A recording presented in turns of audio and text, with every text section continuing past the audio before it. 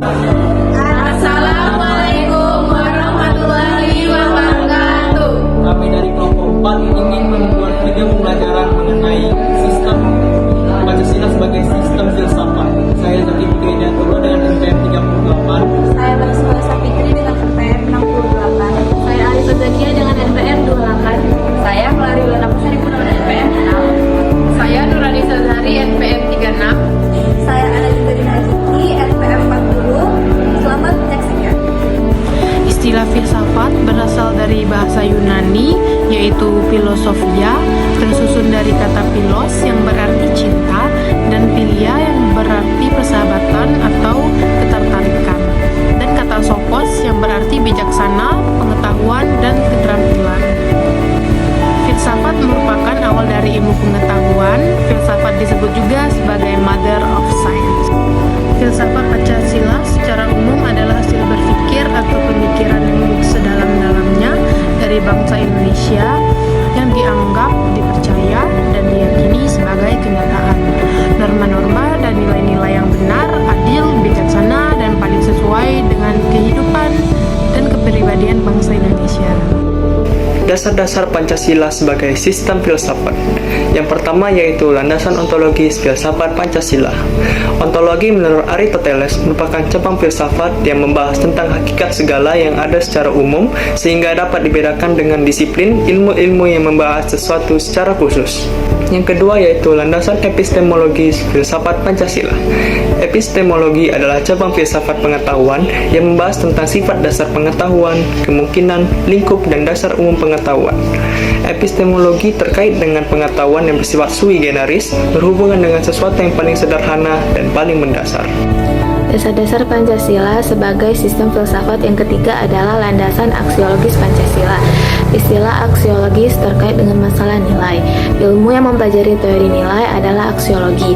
Aksiologi murni adalah studi tentang semua jenis nilai. Frandizi menegaskan bahwa nilai itu merupakan kualitas yang tidak real, karena nilai itu tidak ada untuk dirinya sendiri. Ia membutuhkan pengemban untuk berada. Littlejohn and Foss mengatakan bahwa aksiologi merupakan cabang filosofi yang berhubungan dengan penelitian tentang nilai-nilai. Kemudian ada Genetivus Objectivus dan Genetivus Subjectivus. Pancasila sebagai Genetivus Objectivus artinya nilai-nilai Pancasila dijadikan sebagai objek yang dicari landasan filosofisnya berdasarkan sistem-sistem dan cabang-cabang filsafat yang berkembang di Barat.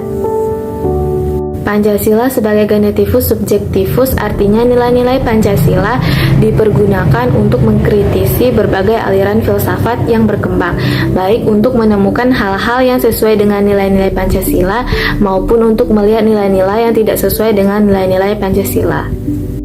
Saya akan menjelaskan mengenai tentang esensi dari Pancasila sebagai sistem filsafat. Jadi sebelum itu, apa sih esensi itu? Jadi esensi itu adalah sebuah hakikat atau inti dasar dari Pancasila itu sendiri. Jadi istilahnya itu adalah hakikat dari Pancasila sebagai sistem filsafat. Jadi saya akan menjelaskan isi-isi ataupun hakikat dari Pancasila sebagai sistem filsafat, atau disebut juga sebagai esensi Pancasila sebagai sistem filsafat. Baiklah, jadi hakikat atau esensi Pancasila sebagai sistem filsafat, kita mulai dari sila pertama Pancasila, yaitu hakikat sila ketuhanan. Itu terletak pada keyakinan bangsa Indonesia bahwa Tuhan itu sebagai prinsip utama dalam kehidupan semua makhluk.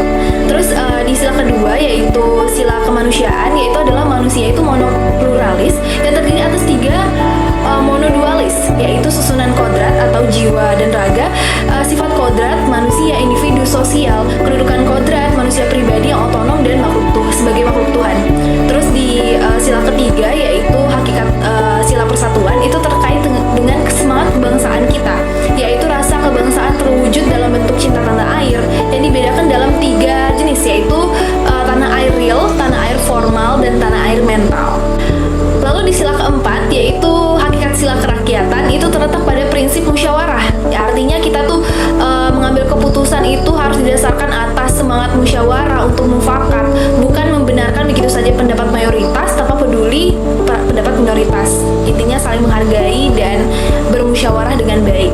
Terus di sila kelima, sila terakhir, yaitu hakikat sila keadilan, itu terwujud atas tiga aspek, yaitu adalah keadilan distributif, legal, dan komunatif.